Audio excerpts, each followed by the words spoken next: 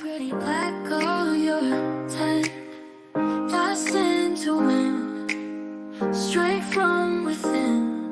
Oh, I'm here to praise you and the black woman who made you. From these harsh streets, she saved you. I'm here to say that I love you for all of the things that you've been through.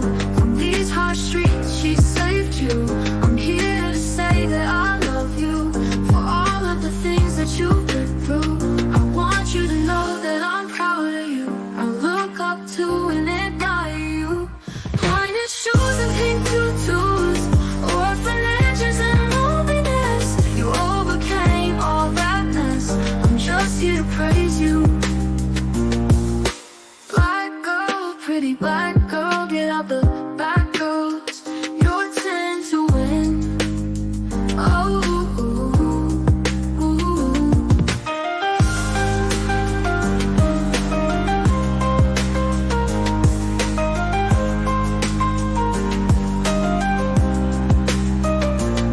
I look up to and admire you. Pointed shoes and pink tutus, orphanages and loneliness. You overcame all that mess. I'm just here to praise you. You stood on business. The whole world was a witness to someone filled with greatness. So kind and so patient, tore your way into a bliss. Pretty, pretty princess, you will be missed.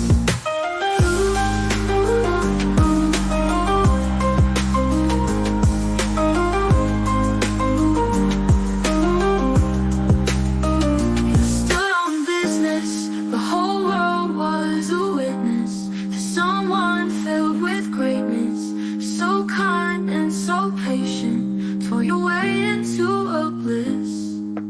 Pretty, pretty princess, you will be missed.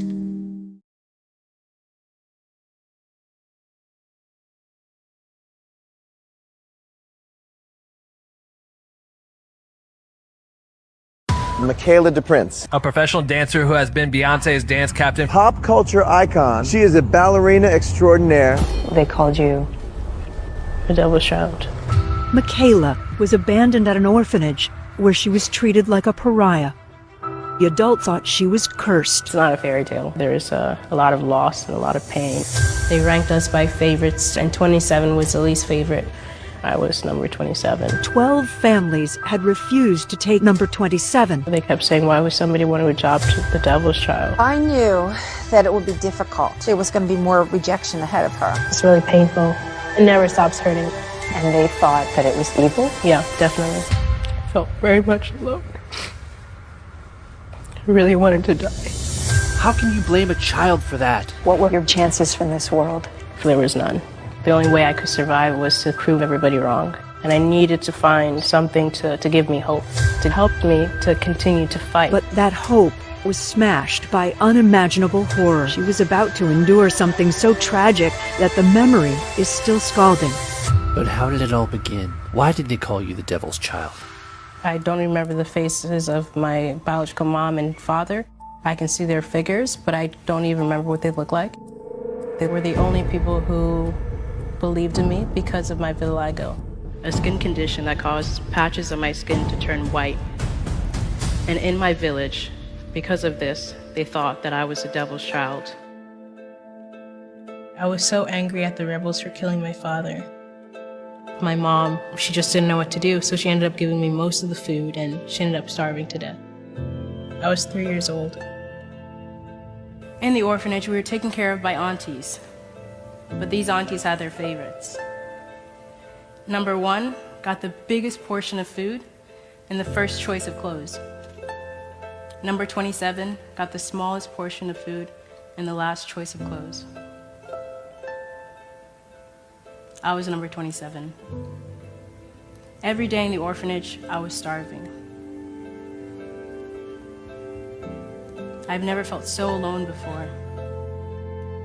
I remember they told me who would want to adopt the devil's child. And one day, the big wind threw a magazine right onto the gate at the orphanage. I reached out and I grabbed it. I saw something. This amazing creature, this person I've never seen before. She was on her tippy toes and in this beautiful pink costume. She had never seen anything like that before and wanted to know more about the woman from the picture. She showed it to a beloved teacher. And she explained to me she was a ballerina, dancing ballet. And that's what I wanted to be, ballerina. And it was not just the fact that she's a ballerina, it's that she looks happy. And I wanted to be happy. I'd always go on my tippy toes every day and practice just like the ballerina. I thought maybe one day, with everything going so well, I finally had somebody who cared about me. Maybe one day I could be this ballerina. Teacher Sarah cared about me so much, and she knew how important it was for me to get a good education, so she would always give me extra lessons. After a few extra lessons with Teacher Sarah, we started walking towards the orphanage gate. Me, of course, talking about that ballerina and how I couldn't wait to be her. But then, all of a sudden, 2 rebels were walking towards our gate, a child rebel lagging behind, and a truckload of them turning around the corner.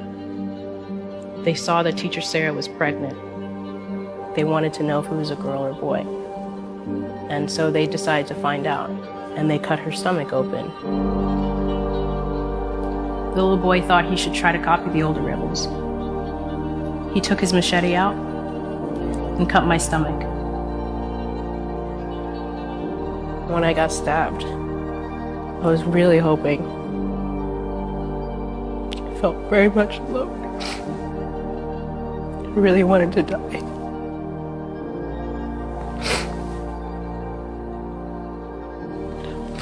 I didn't see the point.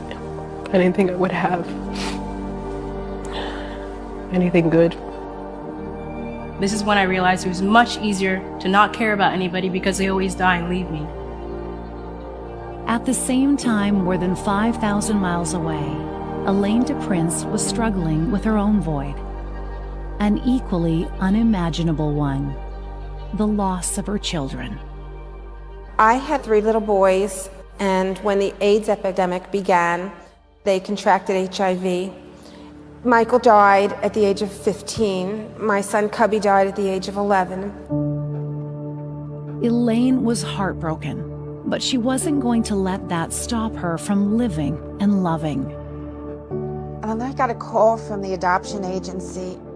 The orphanage warned Elaine that 12 families had rejected number 27 because of her skin condition. I said, well, we'll take her. She was standing there with her arms folded, really angry. I think she just thought there was going to be more rejection ahead of her. Of course, I really had mixed feelings about this because I desperately, desperately wanted somebody to love me for who I am. But at the same time, what happens to people I care about? They die and leave me. But then I saw her. She was wearing bright red sneakers, and she must have been running her fingers through her blonde short hair because it stuck out like the ray of the sun. She didn't speak English, so I tried to ask her what she wanted, and she intuitively understood what I was asking, and she stood on her tippy toes, her little naked toes, in the middle of the floor, put her hands above her head, and walked on her toes. Next thing I know, she ran into the bathroom and came running back with a magazine photo of a ballerina on point. And she understood, and she said, "You will dance." Going to a place where all of a sudden everybody loves you, you're wondering why. But I thought I was this monster. Why would you love me? Because I look horrible. I thought I looked like a monster. Once we were in the United States, my American mother kept her promise and drove me to my very first ballet class. I remember my first show, I was terrified because I thought, okay, well, if people can see my spots, that meant I could not become the ballerina I wanted to be. So I asked my mom, can you make sure, if you see it, let me know. And I said, no, not really. They look like pixie dust. And she says, oh, good. Now I can be a professional ballerina. I had such a big family, and I was surrounded by so many people who didn't care about what I looked like. They just cared about the fact that, I was part of their family. Just the fact that I was able to be myself, it was such an amazing feeling to feel like you were free. My parents were able to convince me that even though the people I love may die, their love will always stay with me. For once, I was very happy finally.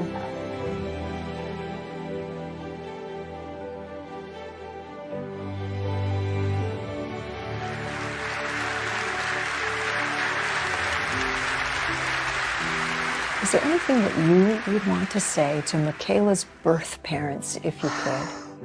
I think I would like her mother to know that she has made something of herself. She saw her child as looked down upon. This child has risen from that. This is my story. It is one of suffering, heartache, and loss. It is also one of love, joy, and daring to dream. I am here today to tell you that good could arrive all dirty and dusty, or on the back page of a newspaper. You might find it in the wind, or even on your kitchen table.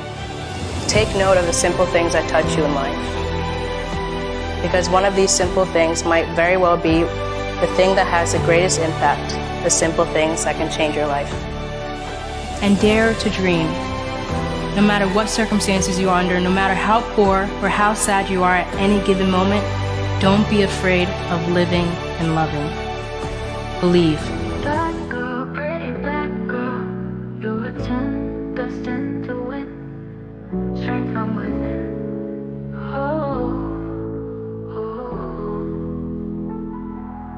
I'm here to praise you and the black woman who made you. From these harsh streets, she saved you. I'm here to say that I love you for all of the things that you've been through. I want you to know that I'm proud of you. I look up to admire you. Pointed shoes and pink tutus, orphanages and loneliness. You overcame all that mess. I'm just here to praise you. Black girl, pretty black girl, hit out the black girls. You're a 10, destined to win. Oh.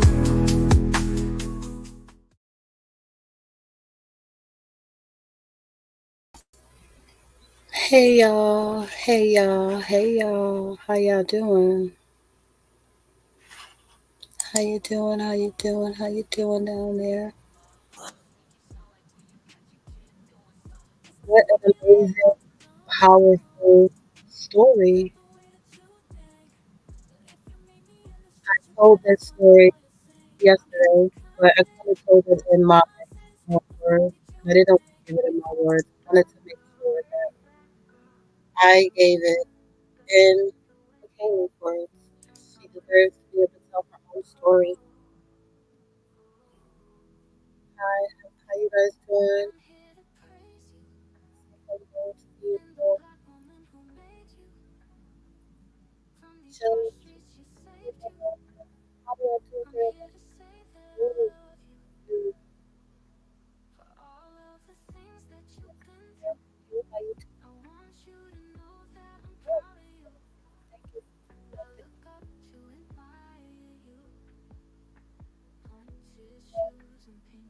Well, what's up?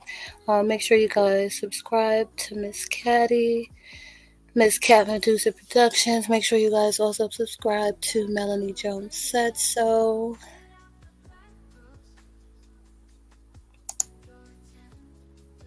Definitely gone too soon. Definitely. I cried a lot trying to get through this video. I definitely cried a lot. I hope you enjoyed it, Miss Caddy. Definitely go back and watch part 1.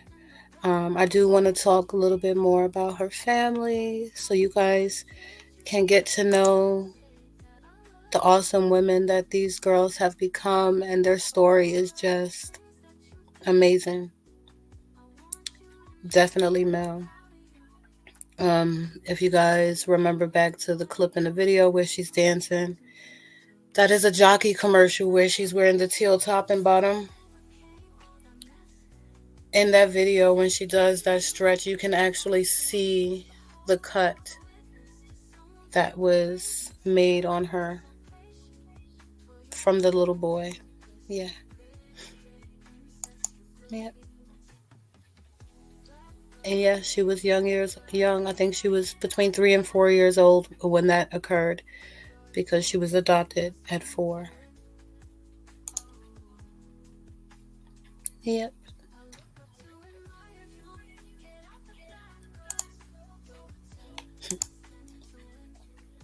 That was definitely not allergies, Mel. Definitely not allergies. Hey, Danny Lynn. Thank you for coming. Thank you for coming. I appreciate you for being here. Oh, you guys can't hear me? Am I okay? Can you guys hear me?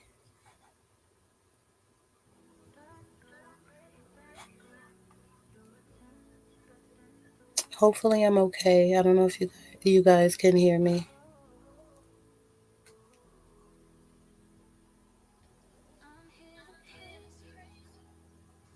Okay.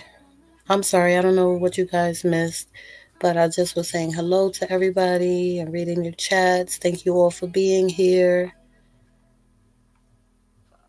I appreciate you. I appreciate you. Yes, thank you, Mel. Please go ahead and tune in to part 1 as well. I would like to show you guys something really quickly. I want to talk about her family next. So I want to give you guys a glimpse into Mia. So if you guys remember, there were 2 young girls who were supposed to get adopted. There was number 26 and there was number 27. Both of the girls were named Mabinti. Number 26, Mabinti, who is Mia, was originally supposed to get adopted. When they called to get Mia, they were told about Mabinti 27, Michaela. They were given the story about her vitiligo and everything like that. And again, as you've seen, she decided to adopt both of the girls. She also adopted a third girl, Muriel. So I want to show you guys what Mia has been up to. Let me see if I can get this to work. Hang on a second. Let's see.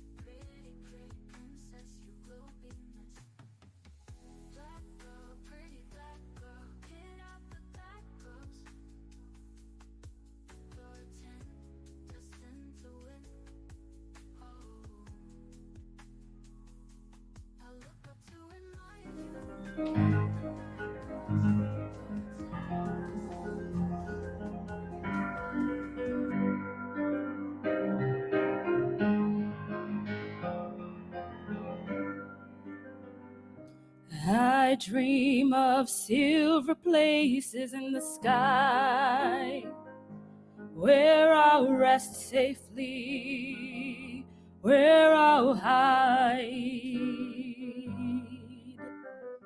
When the darkness makes me cry, set me free, there to abide. Softness misty, calm and cool, like fragrance petals of a rose, wraps me tightly like a jewel, to keep me safe. Hold me close. I'll return when I feel strong, when nights are short, when days are long. I'll return when I feel strong, when nights are short, when days are long. To mountains kissed with purple shade, to rushing rivers at the night, to hidden thickets in the glade. I will return in golden light.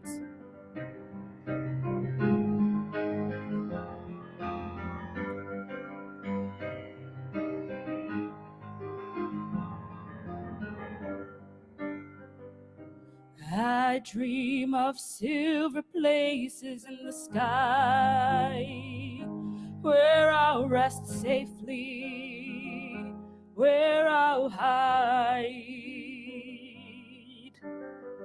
When the darkness makes me cry, set me free, there to abide. Softness, misty, calm and cool, like fragrance petals of a rose, wraps me tightly like a jewel, to keep me safe, hold me close. I'll return when I feel strong, when nights are short, when days are long. I'll return when I feel strong, when nights are short, when days are long. To mountains kissed with purple shade, to rushing rivers at the night, to hidden thickets in the glade. I will return in golden light.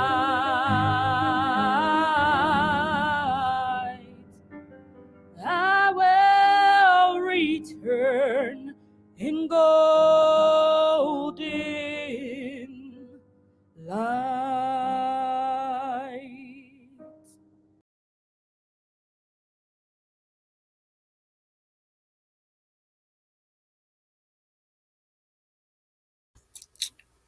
What a talent. Could you believe that these two young women almost got left behind? Could you believe that? That is, to me, that's crazy that these two women almost got left behind.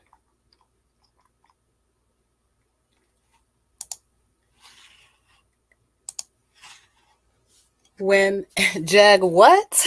Okay. Jag, what? Bye, Jag. Okay.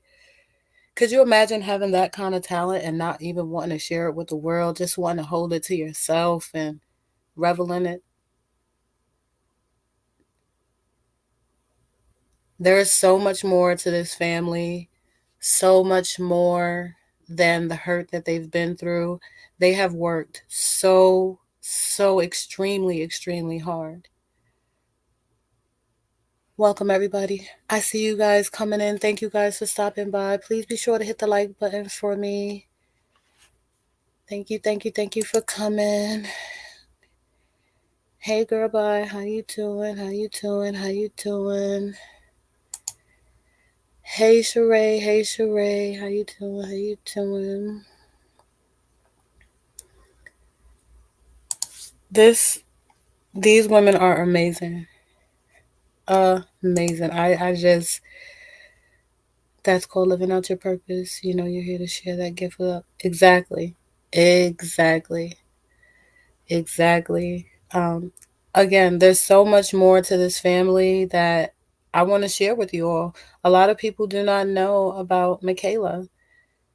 And when you work that hard and you are perishing at such a young age, 29 years old, 29, by the age of 5, you have been stabbed, orphaned, witnessing death, so many hurtful things that somebody under 5 you should not, so many things I don't even want to see, things that I haven't seen today. For this to have occurred in her life and for her to be so strong, to even be able to get on your toes, it's hard. Trust me, I'm trained. I dance. It's hard to get up there. It's not an easy thing. Your feet, your legs, your body is not to bend in that way. So they tell her, oh, we don't want to put money into black dancers because they get boobs and they get hips and all of these things. But when, just like any athlete with a dancer, your body is trained.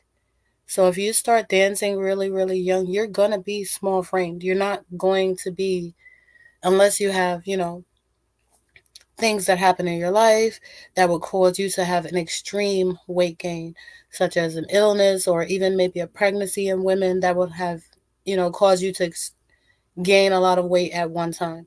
Other than that, you'll be small framed. Your muscles, your body will be trained to that. So for them to give her that excuse, for that to be the reason, it's like, hold on.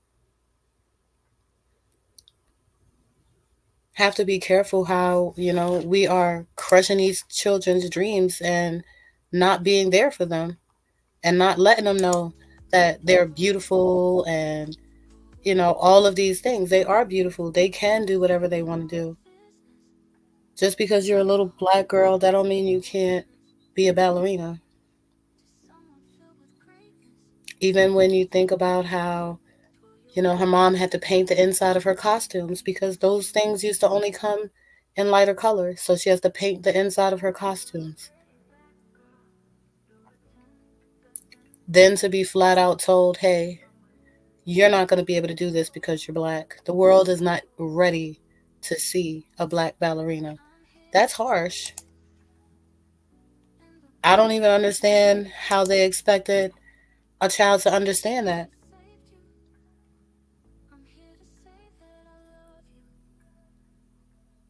We want to celebrate Michaela. We want to celebrate her life and all that she's gone through to get to where she is. And all she wanted to do was dance, right? All she wanted to do was dance. So I think that on the way out of here, we should dance. We should dance with Michaela. We should dance for Michaela. In any way that you feel that your body can move, I think that we should dance for her. Yeah, her mom lost 3 sons prior to adopting. Even Elaine's story is very powerful. The family itself, I'm going to go a lot into the family. To lose 3 children underneath the age of 15. She also a 15-year-old, 11-year-old, and I believe a 3-year-old. So all of these different things that this woman was great. She was amazing. To have gone through her own traumas and been able to prevent these little girls from continuing in theirs. That is big. That's big.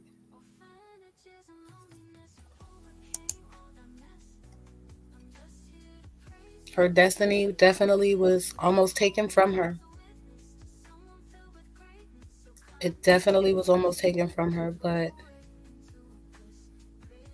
that ain't nothing but God. That ain't nothing but God. Only God can save you from that. That's not something you can save yourself from.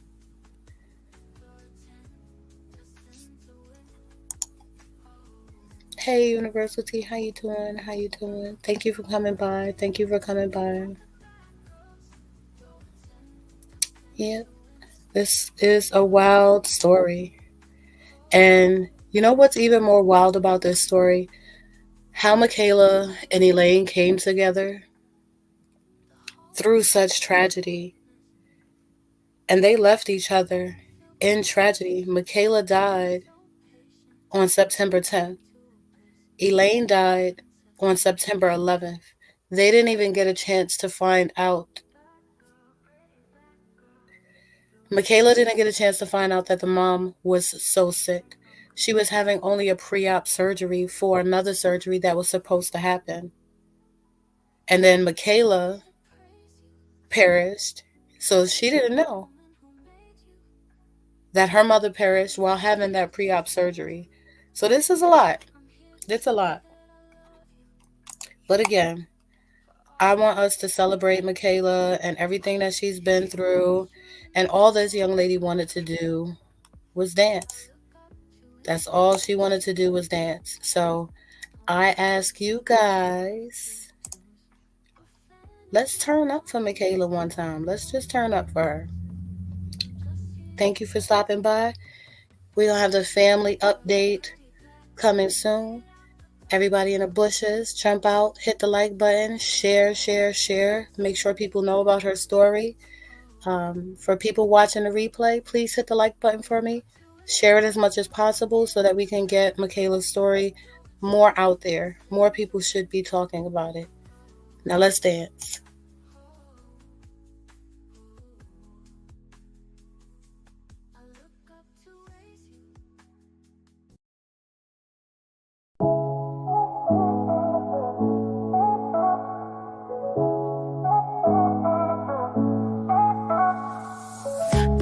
Pretty black girl, get out the back, girls. You're a 10, that's in to win. Oh, ooh. You were loved, you were chosen, you were blessed, you were broken, you were left, you were hurt, you were alone. You found a home, you've earned your flowers. And every single one of your followers, you twirled your way into our hearts. Your pirouettes are works of art. Keep pointing them pretty little toes. You are forever in our hearts. She had one wish, perseverance, strength. She was a gift, talented, brave. I got a witness, greatness, perfection. I felt your realness, determination. You inspired a nation. Your presence was all present. Black girl, pretty black girl. You're a 10, destined to win. Strength from within. Oh,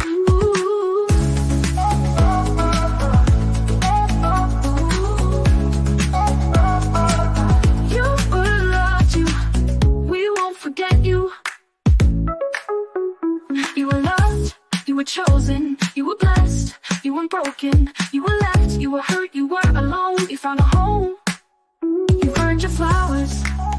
And every single one of your followers, you twirled your way into our hearts. Your pirouettes are works of art. Keep pointing your pretty little toes. You are forever in our hearts. She had one wish, perseverance, strength. She was a gift, talented, brave. I got a witness, greatness, perfection. I felt your